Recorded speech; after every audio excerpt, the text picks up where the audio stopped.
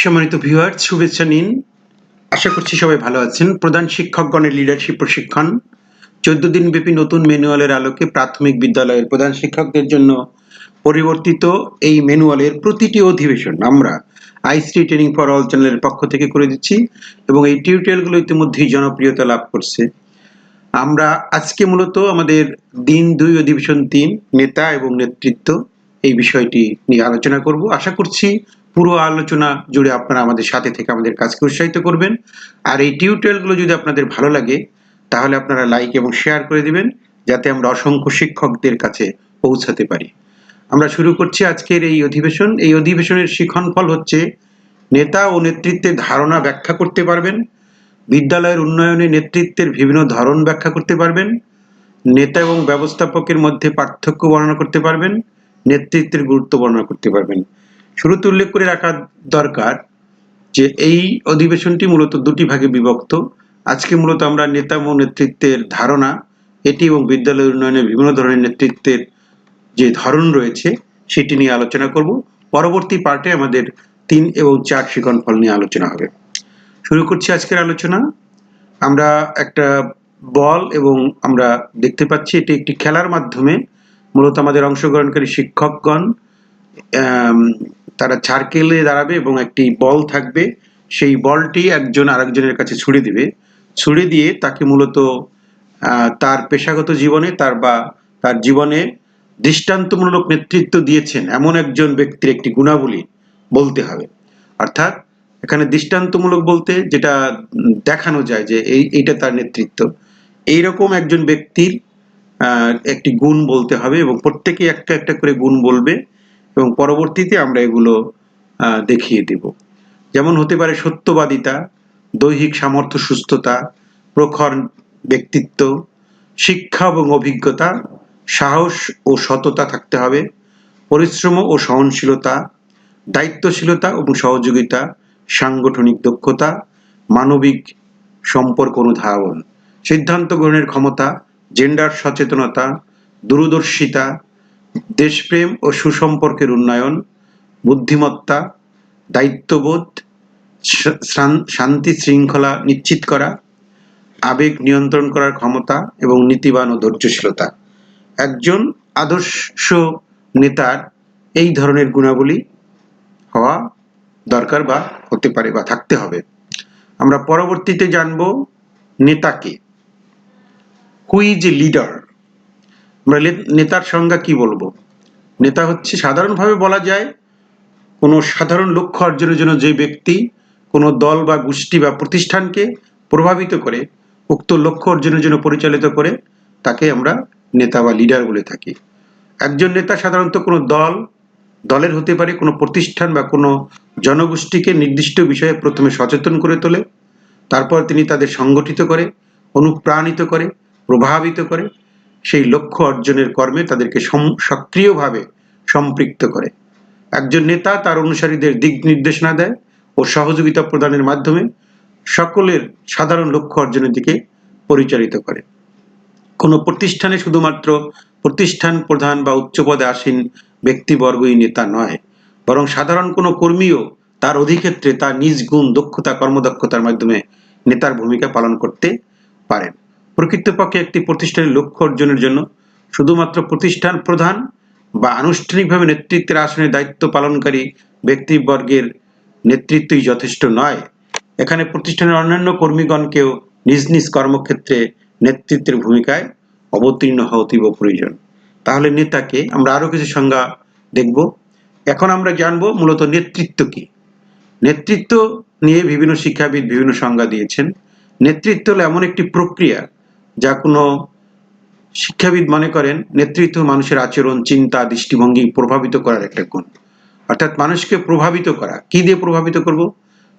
চিন্তা, দৃষ্টিভঙ্গি, তার আচরণ, এগুলো দিয়েই মানুষকে প্রভাবিত করতে হবে। যে সকল শিক্ষাতাত্ত্বিকগণ নেতৃত্বকে প্রক্রিয়া হিসেবে উল্লেখ করেছেন তাদের মতে নেতৃত্ব হলো নেতা এবং অনুসারীদের মধ্যে সংগঠিত একটি প্রক্রিয়া। নেতা এবং অনুসারী উভয়েরই অংশগ্রহণ করে, যেখানে নেতা অংশগ্রহণ করবে এবং অনুসারীরাও অংশগ্রহণ করবে। অর্থাৎ এখানে দুটো জিনিস থাকে, একজন থাকে লিডার এবং অন্যরা থাকে ফলোয়ার্স। কিন্তু সকলেরই সক্রিয় অংশগ্রহণ থাকতে হবে। কোনো ব্যক্তি তথা নেতা কর্তৃক অনুসারীদের প্রভাবিত পরিচালনা করার কাজকেই বলে নেতৃত্ব। সাধারণত কোনো সাধারণ লক্ষ্য অর্জনের জন্য কোনো দল, প্রতিষ্ঠান এবং জনগোষ্ঠীকে কোনো বিষয়ে সচেতন, সংগঠিত, অনুপ্রাণিত, প্রভাবিত করা, সেই লক্ষ্য অর্জনের কর্মে সক্রিয়ভাবে সম্পৃক্ত করা, লক্ষ্য অর্জনের দিকে পরিচালিত করার কর্মতৎপরতাকেই আমরা নেতৃত্ব বলছি। নেতৃত্ব হলো একটা প্রভাব প্রক্রিয়া, যার মাধ্যমে একটি দল বা গোষ্ঠীকে সাধারণ লক্ষ্য অর্জনে কাজ করে। এরপরে আমরা আরো কিছু নেতৃত্বের সংজ্ঞা জানবো। সংশ্লিষ্ট ব্যক্তিদের আচরণ প্রভাবিত করার দক্ষতাই হচ্ছে নেতৃত্ব।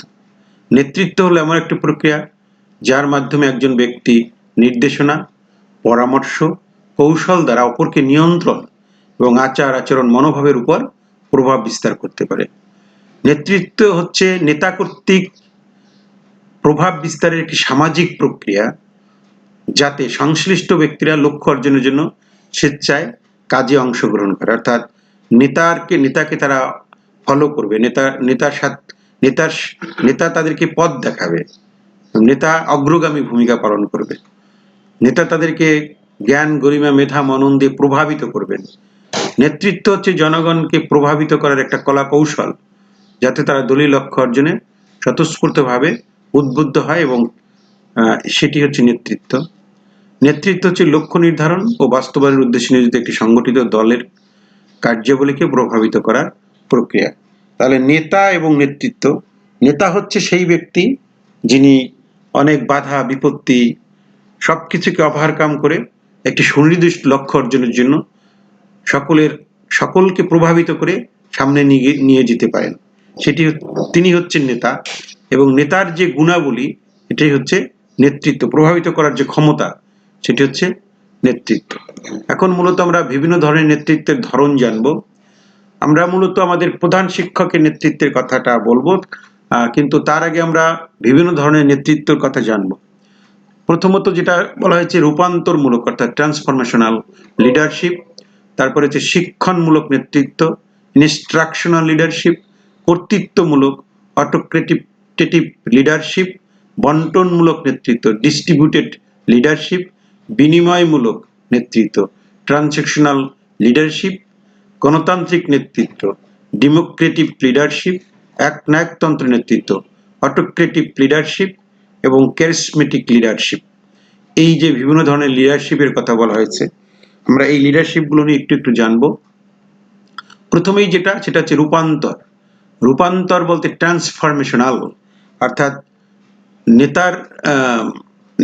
এটা এমন এক ধরনের নেতৃত্ব যেখানে ব্যক্তির মন মানসিকতার পরিবর্তন ঘটিয়ে ব্যক্তিকে অন্তর্নিহিতভাবে প্রভাবিত করতে সচেষ্ট হওয়া। অর্থাৎ নেতার মধ্যে এক ধরনের আদর্শিক প্রভাব থাকবে, সেই প্রভাব সবার মাঝে তিনি ট্রান্সফার করে দেবেন, অর্থাৎ তিনি সবাইকে পরিবর্তন করবেন, রূপান্তর করবেন। সকলের অংশীদারিত্ব লক্ষ্য অর্জনের জন্য রূপান্তরমূলক নেতৃত্ব তার অনুসারী কর্মীদের তাদের নিকট থেকে প্রত্যাশিত কর্মতৎপরতা উৎকর্ষের চেয়েও অধিক উৎকর্ষতা অর্জনের জন্য সচেষ্ট হতে অনুপ্রাণিত করেন, উৎসাহিত করেন, উদ্বুদ্ধ করেন। এই ধরনের নেতৃত্ব নিজে উন্নত আদর্শ চর্চার মাধ্যমে আদর্শিক প্রভাব, যেটাকে বলছি আমরা আইডিয়ালাইজড ইনফ্লুয়েন্স, অর্থাৎ তার আদর্শ মানুষের মধ্যে প্রভাবিত হবে, ট্রান্সফার হয়ে যাবে, ট্রান্সফরমেশন হবে। অনুসারীদের উন্নত আদর্শের চর্চা করতে এবং সমস্যা সমাধান উদ্দেশ্য সাধনে উদ্ভাবন এবং সৃজনশীলতে উৎসাহিত করে। আমরা এরপরে যেটা জানবো সেটা হচ্ছে ইনস্ট্রাকশনাল লিডারশিপ, যেটা শিক্ষণমূলক নেতৃত্ব।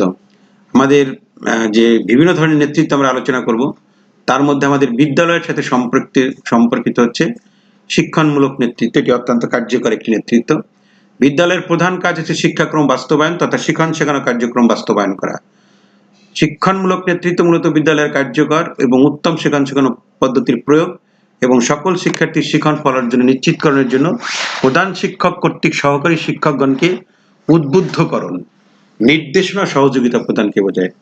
এই ধরনের নির্দেশনার মধ্যে এর কিছু প্রধান বৈশিষ্ট্য আছে, এখানে থাকবে মডেলিং অর্থাৎ আদর্শ পাঠ, মনিটরিং, ডায়ালগ এবং মেন্টরিং, অর্থাৎ চারটা জিনিস এখানে থাকবে। সেটা হচ্ছে মেন্টরিং, মডেলিং, ডায়ালগ এবং মনিটরিং, এই 4টা জিনিসে থাকবে।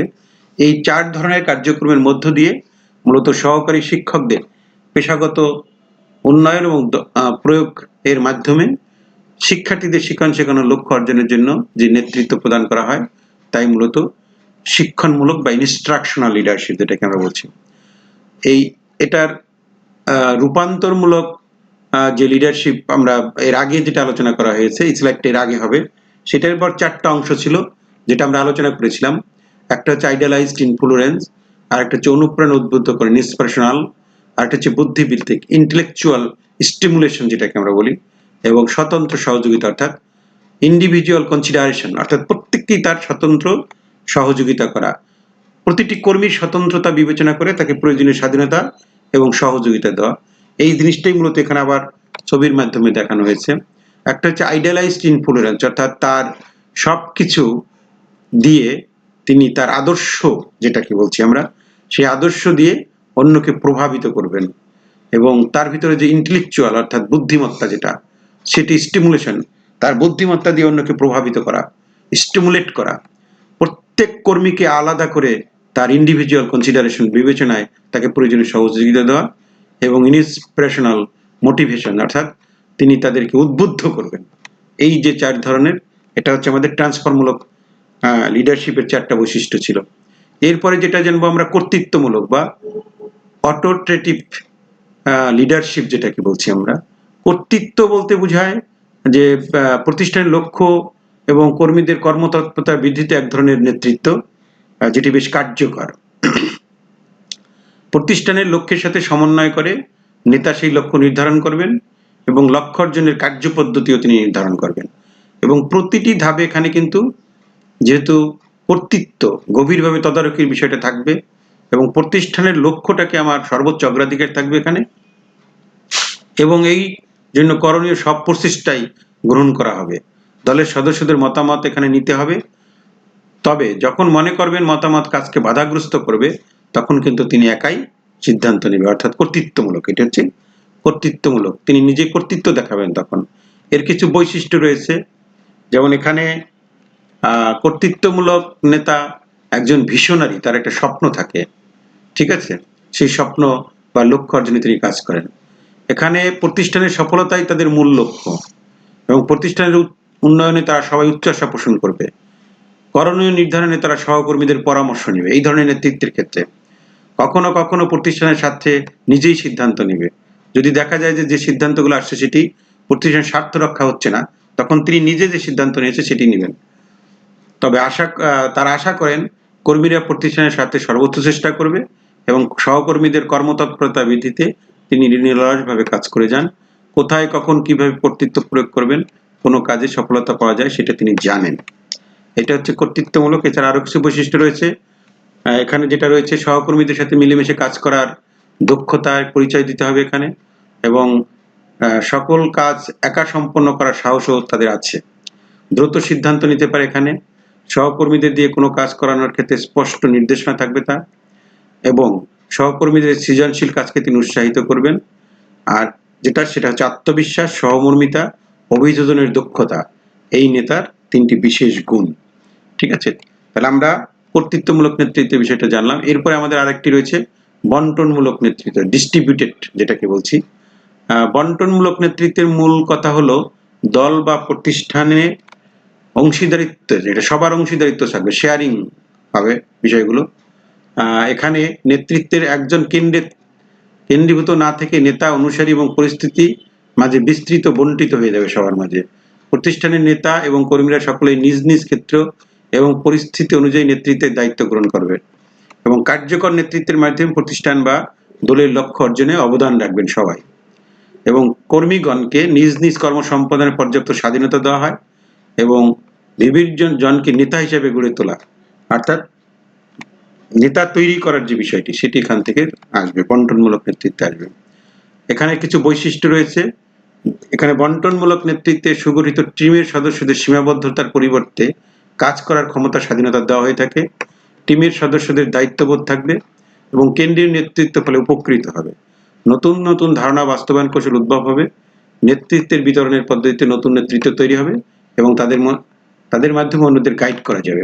এটা হচ্ছে বৈশিষ্ট্য শেয়ারিং। এটা আমরা বন্টনমূলক নেতৃত্বের একটি চিত্র এখানে আমরা দেখতে পাচ্ছি। প্রত্যেকের থেকেই প্রত্যেকে শেয়ারিং হয়ে যাবে, ভ্যালুস শেয়ার হবে। এখানে একটা কমন উদ্দেশ্যে তারা তাদের মূল্যবোধ এবং তাদের মধ্যে লিডারশিপটা বিল্ড আপ হবে। অর্থাৎ এখানে সবাই শেয়ার করতে পারবে, আইডিয়াগুলো শেয়ার করবে, সবাই নতুন নতুন ধারণা উদ্ভাবন করবে, সবাই সবাইকে সহযোগিতা করবে এবং সবার মধ্যে একটি ইতিবাচক দৃষ্টিভঙ্গি তৈরি হবে। এরপর যে আমরা একটা কেস স্টাডি দেখবো। আমাদের এখানে 3টা কেস স্টাডি রয়েছে। এই 4 ধরনের নেতৃত্ব আমরা আলোচনা করলাম। এছাড়াও যে নেতৃত্বগুলো রয়েছে সেগুলো আমরা ছোট পরিসরে আলোচনা করে দিতে পারি। যেমন ক্যারিসমেটিক লিডারশিপ মানে কি? চিত্তাকর্ষক, অর্থাৎ তার মধ্যে এমন এক ধরনের কারিশমা থাকবে, সেই কারিশমা দিয়ে তিনি সকলকে উদ্বুদ্ধ করবেন। সেটি হচ্ছে ক্যারিসমেটিক লিডারশিপ বা চিত্তাকর্ষক। আমরা এই যে লিডারশিপ গুলো দেখলাম, আমাদের মূল কাজ কি? আমাদের মূল কাজ হচ্ছে আমাদের প্রধান শিক্ষকের মধ্যে এই লিডারশিপ গুলো বিল্ড আপ হওয়া। এখন এই লিডারশিপ গুলোর মধ্যে কোন লিডারশিপটা সবচেয়ে ভালো সেটি আমাদের মূল প্রশ্ন নয়। আমাদের এই সকল লিডারশিপের মধ্য দিয়ে মূলত প্রধান শিক্ষককে বিভিন্ন ক্ষেত্রে বিভিন্ন ধরনের লিডারশিপ প্রয়োগ করা দরকার হতে পারে। যেমন তিনি কখনো তার আদর্শ প্রভাব বিস্তার করবেন, তিনি কখনো কর্তৃত্ববাদী করবেন, তিনি কখনো বন্টনমূলক নেতৃত্ব পরিচালনা করতে হবে তাকে। কারণ বিদ্যালয়ের কাজগুলো করতে গেলে তার বিভিন্ন ধরনের নেতৃত্বের সমন্বয় করতে হবে। এখানে যে কেস স্টাডিটা আমরা দেখতে পাচ্ছি, এই কেস স্টাডিটা মূলত কোন ধরনের নেতৃত্বের কথা বলছে এটি আমাদের খুঁজে বের করতে হবে। এবং এই কেস স্টাডিগুলোর পরে মূলত কিছু প্রশ্ন দেওয়া আছে, সেই প্রশ্নগুলোর উত্তর আমাদের খুঁজে বের করতে হবে। এখানে একজন প্রধান শিক্ষক জনাব খাদিজা খানম, তিনি মানসম্মত পদ্ধতিগত পাঠদানের জন্য অনুপ্রেরণা, নির্দেশনা, সহযোগিতা প্রদান করেন। অর্থাৎ উন্নত মানের পাঠদান করেন, তিনি নিজেও করেন, কিন্তু নিজে করে, নেতা নিজে করবে এবং অন্যকে নির্দেশনা দেবে, সহযোগিতা করবে। নিবিড়ভাবে তাদের পাঠ পর্যবেক্ষণ করে নিরাময় দেন, অর্থাৎ তাদের সহযোগিতা করেন কিভাবে ভালো পাঠ দেওয়া যায়। এখানে মূলত তিনি পরামর্শের জন্য ডায়লগ করেন, তাদের সাথে মডেলিং করে দেখান, কখনো মনিটরিং করেন, কখনো মেন্টরিং করেন। তাহলে আমরা সহজেই বুঝতে পারছি এটা মূলত ইনস্ট্রাকশনাল লিডারশিপের বৈশিষ্ট্য। এরপরে কেস স্টাডি 2-তে যেটা দেখছি আমরা, এখানে প্রধান শিক্ষকের নাম হচ্ছে জনাব ওবায়দুল্লাহ। এটি একটি কল্পিত নাম। তিনি একজন রোল মডেল, অনুসরণীয় ব্যক্তিত্ব, অর্থাৎ সবাই তাকে শ্রদ্ধা করে, মান্য করে এবং তিনি মানব জীবনের লক্ষ্যই হলো উন্নত জীবন গড়া, ভালো মানুষ হওয়া এবং যার যার দায়িত্ব যথাযথ পালন করা। ইতিবাচক মনোভাবের পরিবর্তন ঘটান তিনি এবং অনুপ্রেরণা, উদ্বুদ্ধ করেন মানুষকে, স্বতন্ত্র সহযোগিতা প্রদান করেন। এখানে বেশ কিছু উন্নত উদ্ভাবনী করতে সহযোগিতা করে। তাহলে এটা কোনটা হবে? অর্থাৎ তার আদর্শ অন্যদেরকে বিলিয়ে দেয়। এটা হবে ট্রান্সফরমেশনাল মূলক লিডারশিপ, ট্রান্সফরমেশনাল লিডারশিপ যেটাকে বলছি আমরা। পরের যেটি রয়েছে কেস স্টাডি, সেটি মূলত নিবারণ চক্রবর্তী। তিনি একজন দায়িত্বশীল, কর্তব্যপরায়ণ, প্রগতিশীল শিক্ষক। শিক্ষার্থীর মানসিকতায় তিনি বিদ্যালয়ের শিক্ষাক্রম বাস্তবায়ন ও বিদ্যালয় উন্নয়নের লক্ষ্য নির্ধারণ করেন।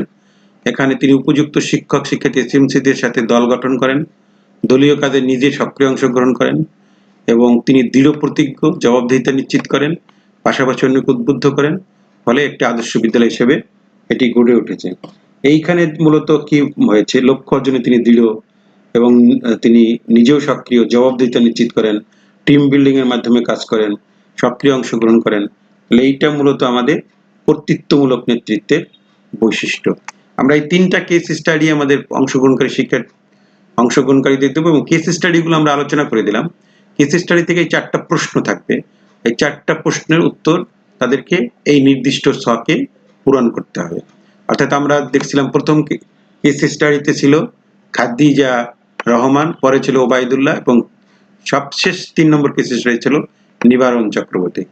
এই যে খাদিজা রহমান, তার নেতৃত্বের যে বৈশিষ্ট্য সেগুলো আমরা পয়েন্ট আকারে এখানে লিখব এবং এখানে লিখব নিবারণ চক্রবর্তীকে দেব এবং এই পয়েন্টগুলোর বৈশিষ্ট্যে তার নেতৃত্বের ধরনকে আমরা কোন ধরনের বলবো এবং এই পয়েন্টের ভিত্তিতে তার নেতৃত্বকে আমরা কোন ধরনের বলবো, এই পয়েন্টের ভিত্তিতে তার নেতৃত্ব কোন ধরনের বলবো। এই 3টেই মূলত আমাদের নেতৃত্বের ধরন খুঁজে বের করতে হবে। সম্মানিত শিক্ষক এবং যারা এতক্ষণ ধরে শুনছেন, দেখছেন, আমাদের আইসিটি ট্রেনিং ফর অল চ্যানেলটি সাবস্ক্রাইব করে আমাদের কাজকে উৎসাহিত করবেন। এতক্ষণে আমরা নেতা নেতৃত্ব, বিভিন্ন ধরনের নেতৃত্বের ধরন নিয়ে আলোচনা করার চেষ্টা করেছি। আশা করছি এই আলোচনাগুলো আপনাদের পেশাগত উন্নয়নে কাজে লাগবে এবং প্রশিক্ষণ পরিচালনা, প্রশিক্ষণ গ্রহণ এবং যে কোনো ধারণা ডিসিমিনেটের ক্ষেত্রে কাজে লাগবে। আমাদের এই ভিডিওগুলো আপনারা পাবেন আইসিটি ট্রেনিং ফর অল চ্যানেলটিতে। শিক্ষা, প্রযুক্তি, প্রশিক্ষণ, সমসাময়িক যে কোনো বিষয় নিয়ে টিউটোরিয়াল পেতে সবার আগে আইসিটি ট্রেনিং ফর অল চ্যানেলটি সাবস্ক্রাইব করে আমাদের কাজকে উৎসাহিত করবেন।